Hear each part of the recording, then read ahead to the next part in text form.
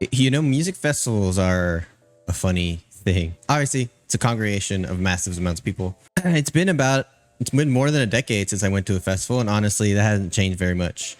But it's crazy to see how much music can bring people together. You know, I recorded and I started editing kind of what this video is going to end up being. I didn't like it very much because I wasn't as energetic. I had lost my voice. I was tired as shit. I'm still tired, but it's a little bit different this time because I've been awake for a little while. I filmed that first one in the morning. So yeah, look, I'm gonna get into the bands and the day to day for Aftershock, but it was something I definitely needed to do. As you guys all know, a lot of the content that I release honestly is recorded about 2 or 3 days prior to when they come out. However, I always try to have kind of 6 or 7, well, that's not a lot, 4 or 5 backup videos to where if I don't feel like recording, or if I'm just having a bad day or a bad week, that I have content that I'm able to put out, right? You know, these last few videos that you guys have seen, including the ones that came out this week, are those type of videos. Just because I haven't been in the real mood to record and edit, because of stuff happening in my personal life, and also honestly, after having some conversations with other reactors, there's got to be a change in a little bit of my content here, right? I love doing reaction videos. I love them. I learn about new artists. This community I've been built is through reaction channels. But honestly, I need to do content that I like, because this, constantly doing reaction videos and feeling like I need to get the content out, because reaction videos have a lot to do with, how soon after the original song comes out, there's a lot of stuff that goes into what makes a reaction video, get traction, right? But there's a lot of stuff I want to do. Some of the stuff, obviously, I don't have enough of a following for me. Like, there's not enough people that follow me with whatever I do to just start posting anything. And that's not to say that the people who will watch pretty much anything I release, I appreciate you. Really, I do. I did not think at this juncture or this point in my content creating career, for lack of a better term, that there would be people like that want to see me release content no matter what the content is. So I really do appreciate you, and I know who you are because I conversate with you. I see you in the comments for every single video I release. It doesn't matter if it does well or bad, you guys are always there. So I do appreciate it. I do notice you. There's going to be either a stream or a video coming out where I'm going to mention you guys and do something to give back to you guys. So that's in the works.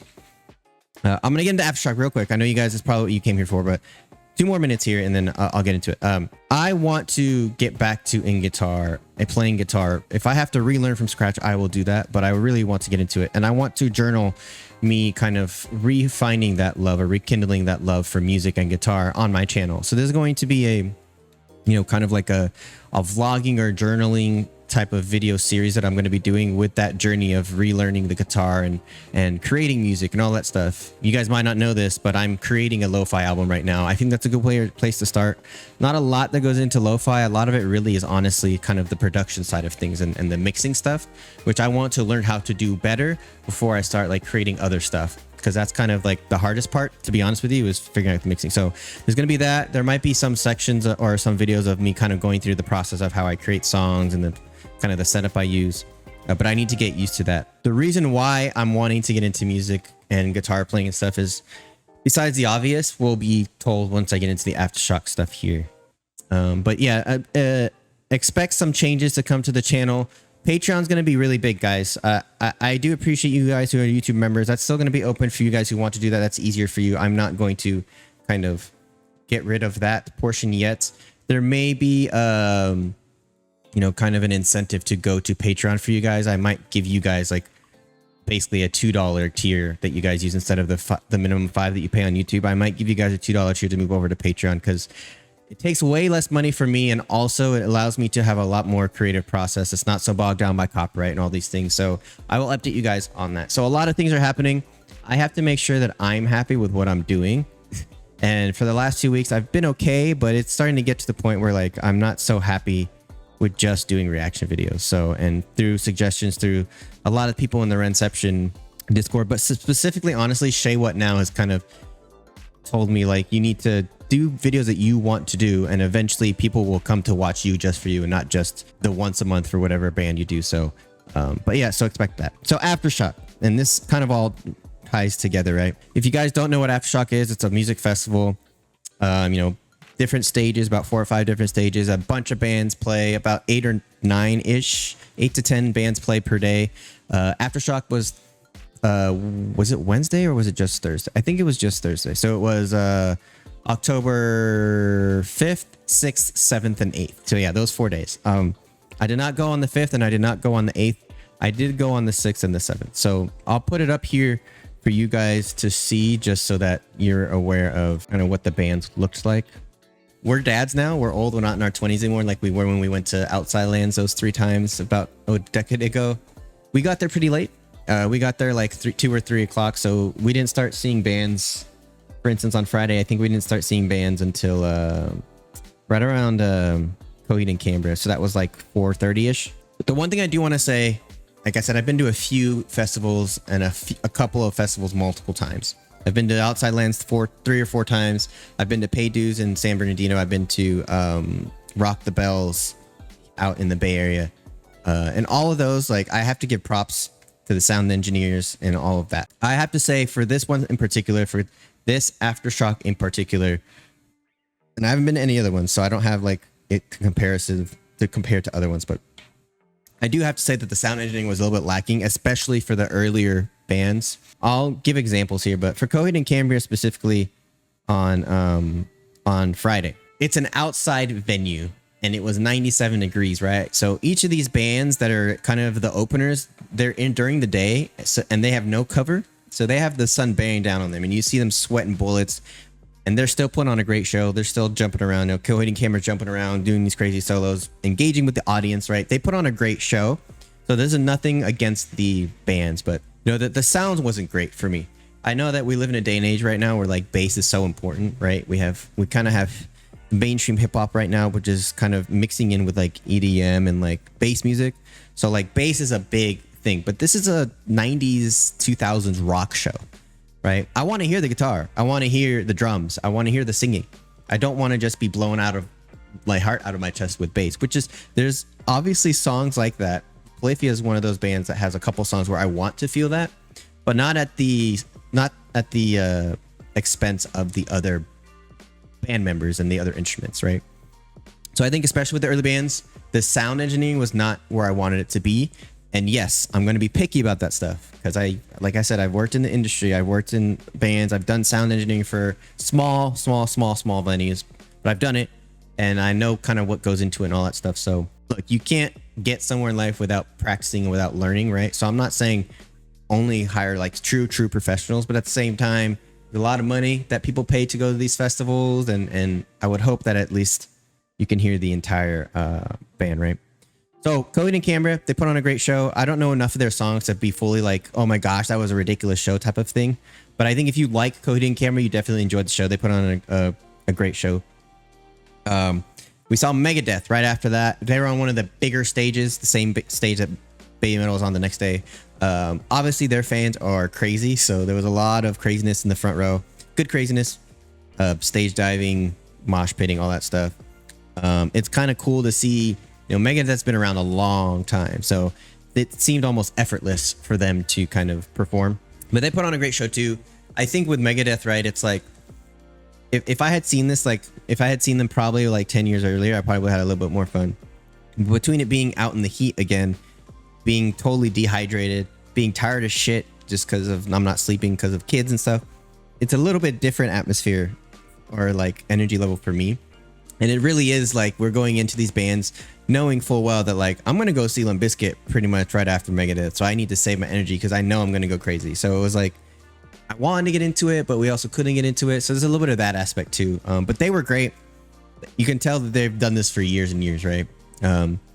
It's kind of cool seeing these guys who are, their music's built on anger and frustration and all that stuff.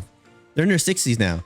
So like they're pretty wholesome and they're pretty laid back. It's just funny seeing like heavy metal like that and then seeing them be super wholesome was really cool. Next, probably my favorite out of the entire thing that I saw, and my friend Greg, who I went with, was there for all 4 days, and he confirmed that they were still the best out of everyone that we saw, and that was Limp Bizkit. We're fully aware that there's a lot of people that hate Limp Bizkit, and that is your prerogative. I don't fault you for saying that. Fred Durst knows how to put on a show. I want to put up videos here, but he came out right away. The backdrop when they were coming out said new NU metal cowboy. He came out in a full Cowboys getup. He spoke in a Southern drawl accent for the entirety of it. And in between songs, they were playing country music and he was line dancing to it. He came out trolling the audience. As you guys know, Sacramento is a really, like, that whole area, like in a 20 to 30 mile radius, is really red. They're really red. They're really far right.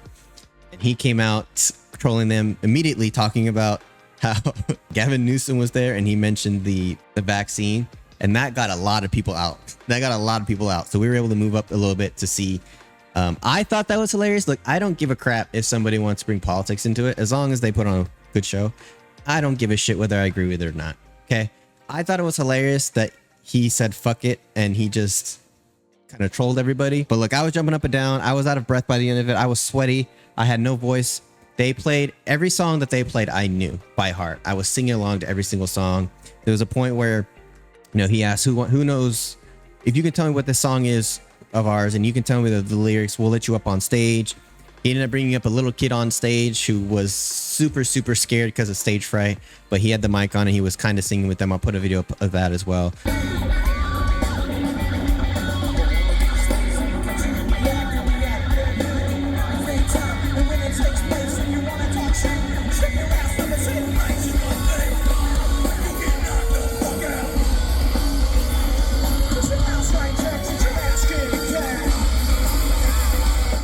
But they put on a great show. I think they go underrated when it comes to musicality. I think musicians are very talented. Wes Borland is freaking amazing as a guitarist. John Otto, I think, is hugely underrated as a drummer. He's crazy. So I think just that they put on the great show. I enjoyed it. I laughed. I was happy. I was jumping around. So they were the best by far of everybody that we saw. So after Limp Bizkit, there was Godsmack, but we didn't go see them. We actually went and saw Death Heaven instead. I had never heard of them prior to this, so again, one of those bands I didn't really know much about. They're kind of a mixture of, like, I don't know if you guys know Explosions in the Sky, but it literally is Explosions in the Sky with like screaming on top of it. So it was kind of cool, kind of different, but I enjoyed it. They were on what I like to call the dark stage. Everybody that was on that stage, they had, like, you couldn't see the band members' faces on really because it was super dark, but that was one of those. By the way, the Limp Bizkit sound for that Limp Bizkit stage was very, very good compared to all the other ones. Was very good. But we saw Death Heaven. We kind of chilled for that until Tool came on. So after that we saw Tool. Look, Tool puts on a great show. I think, like, if we're comparing, contrasting, literally I think the polar opposite in terms of performances are like Tool and Limp Bizkit, right? Limp Bizkit, it's funny. They're out there just to have fun. It's not really so much about making it sound like the album. It's not so much about being perfect. It sounds great, but I'm saying that's not the goal. The goal is to go out and put on a show and have fun, right? Tool, I really do think that them as band members and actually their fans see their music as art. Like, it's a piece. Every song is a piece of art that is part of the whole album, which is also a piece of art, right? So I think if you look at them that way, you see that perspective, you enjoy them for what they are. I didn't have as much fun with their performance as I did Limp Bizkit because, like I said, it's fun performance. But Tool's incredible. I mean, they sounded really close to the album. They sounded almost like they were recording an album. The production on the screens behind them was really cool with each song. You had the eyes going all over the place. It was really cool. So they put on a great show as well. So that was day one. And I drove home every night, was in bed by like 1:30, waking up at 6 with my kids like I always do. So I was very tired. Saturday, like I said, we got there around 4 o'clock again. My friend Greg wanted to see Escape the Fate. So we watched Escape the Fate.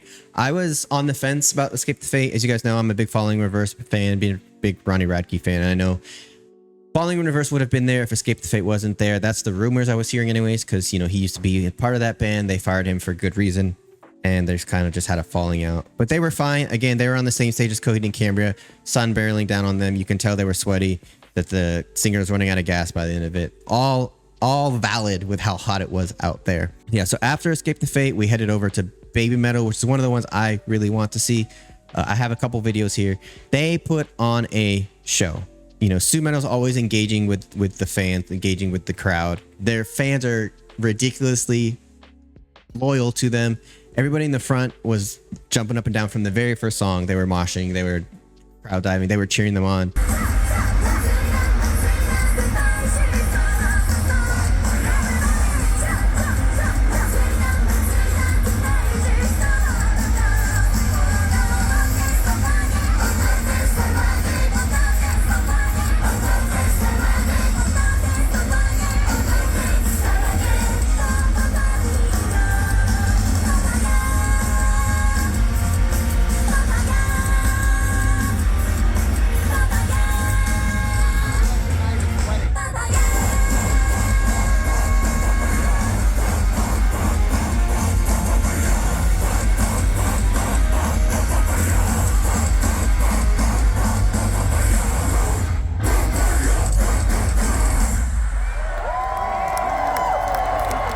Love seeing the Baby Metal fan base, just because just how much they love the band, and I think that they deserve it. Baby Metal deserves that success. So yeah, there was that. We were gonna see Corey Taylor, but he got bumped down, so everything kind of started later that we wanted to see. So that's why we got there so late.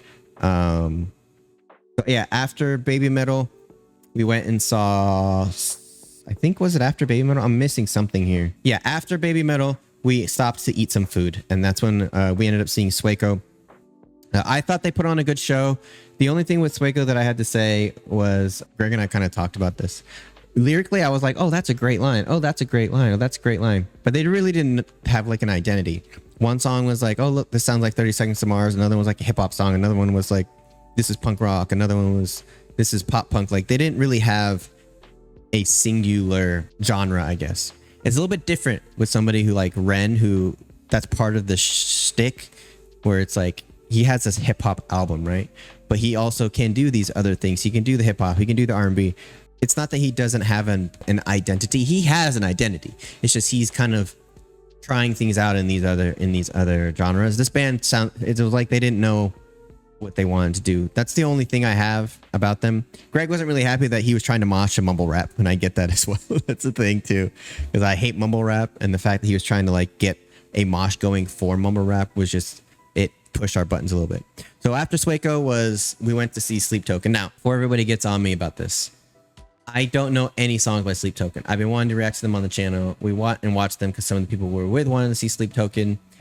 Because I didn't know of them, and because they are a lot like Tool in a sense of like, it's about the art of the music and not so much the performance, and they were on a darker stage, so we couldn't really see them very well. And he's wearing the hoodie, right? I was a little bit bored. It also didn't help, again, with the sound engineering. The 311 stage was so close that I was actually hearing them sometimes more than I was hearing Sleep Token. The stage was right next to each other, so it's a very small space, this Aftershock, compared to like Outside Lands, which is at Golden Gate Park, which is massive compared to this. So I don't fault them necessarily for that, because they're working with the space that they have. But at the same time, they shouldn't be kind of going over each other. There was people next to us who were getting pissed off, who really loved Sleep Token, and they were hearing 311. So like, that's one of the things. We were very far back, so it's kind of our fault, but you know, it is what it is. The other thing too, so it's not just the stage, it's definitely the bands, because I think they do bring their own sound engineers too. Sleep Token did not sound great in terms of sound engineering. Again, the bass was turned way too far up. I couldn't hear the guitar. I couldn't hear the singer. That's not the band's fault. It's the sound engineer's fault. Okay. Same exact stage. We were like 4 or 5 rows back. You're going to see from the videos was Polyphia. Like, guys, for different reasons, this is tied for my favorite with Limp Bizkit. Okay. Limp Bizkit they put on a hell of a show. They were fun, energetic, nostalgia factor, all that.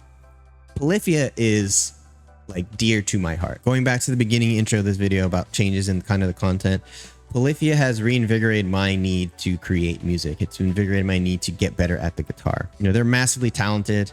I love watching Tim Henson like break down how he created songs and stuff. It's a very unique way, but just their massive and raw talent and how they've reinvigorated the fan bases for like, you know, for guitar instrumental music, like the days of Joe Satriani, Steve Vai, who they did a song with. Like, that type of stuff is now coming back because of them. They're selling out shows everywhere.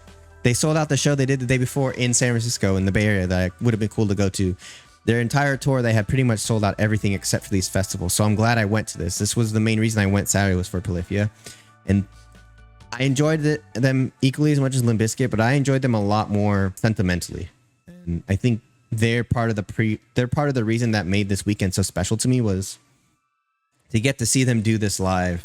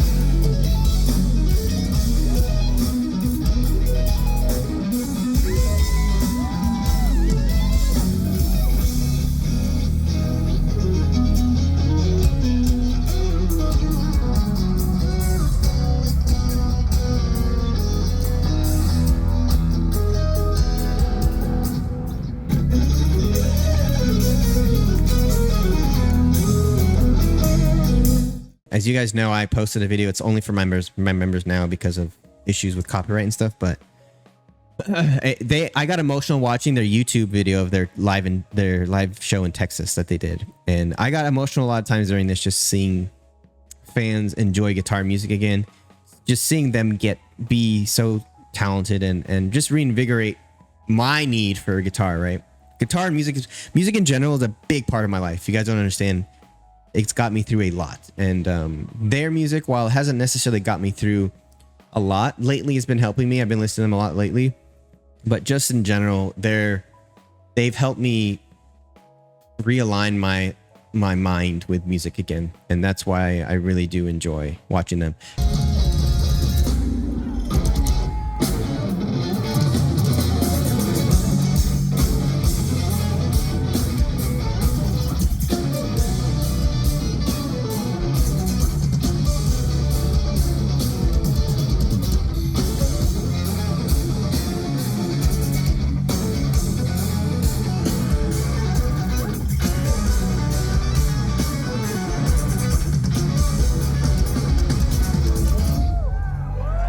After we saw Polyphia, I was pretty much good for the night. We ended up seeing a little bit of Korn, but after Polyphia, we saw Deathclock, which honestly surprised me. I don't know a lot of their songs, but there's a show that Deathclock created called Deathclock, and each of the songs they did was part of like an episode of their show, and it was in like a whole like season of a show basically that they put on the back screen for everybody to see, and it was hilarious. I was laughing. I was dying laughing. So I enjoyed their set as well. It was really cool to watch them, and then we saw a little bit of Korn. I've seen Korn once before, and Greg's seen them a few times, so we didn't stay for very long to watch Korn, but I've seen them before. It's really weird seeing them almost decades to the day apart and seeing how much older they look in a decade, right? They sounded great, but they just looked much older. Yeah, that's it. That's kind of the whole thing. You know, for like I said, I really wish there was parts of Polyphia, right, where I said the sound was really good for Polyphia. You could hear them, but you could tell for a lot of these bands, Polyphia is one of them who are so, and I watch a lot of live stuff. They're so good at keeping time and keeping together.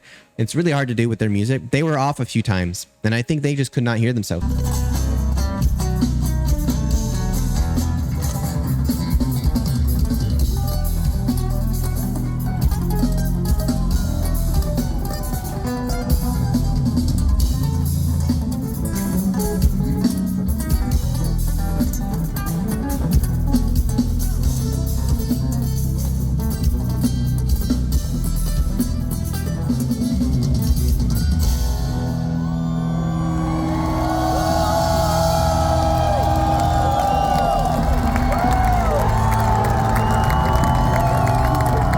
Same with Baby Metal. Sue Metal's voice is always on point. It's always toned perfectly, and you could just tell she couldn't hear the notes that she was singing. So that's the only nitpicky thing I have, is just the sound engineering for this show. Really, a good sound engineer makes or breaks your live performance. I just reacted to the warning that just came out today on the 11th, October 11th. The sound engineering for that show, incredible. Whoever their sound person is, they need to be their showrunners for like festivals like this, because they know what they are doing.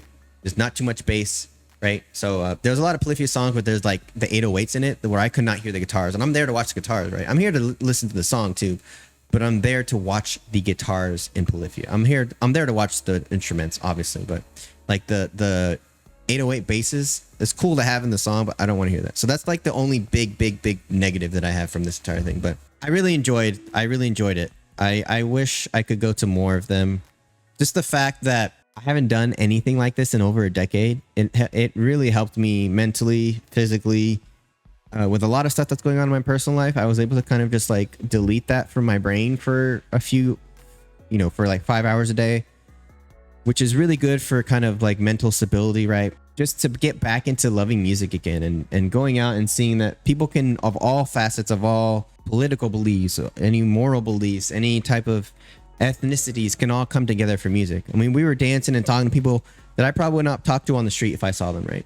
So like, I really like that aspect to it as well. And I really enjoyed it. I do think for a lot of you that I've heard have never been to a show before, just any show, like one band show, you should go. I think you'll really, especially if you love the band and you know a lot about a lot of their songs, it's so worth it. It really is. But yeah, that's kind of my overall experience with Aftershock. I think I'm gonna try and do like either a festival or a show a year. I think that'll be really cool. Just the thing with the festivals, they're very expensive, at least with a show, right? Depending on the band, it'll be pretty cheap for the most part. But I honestly think anytime Polyphia comes around, I'm gonna see them. They're like my favorite band right now for a lot of reasons. But yeah, I really suggest you guys try a festival one time.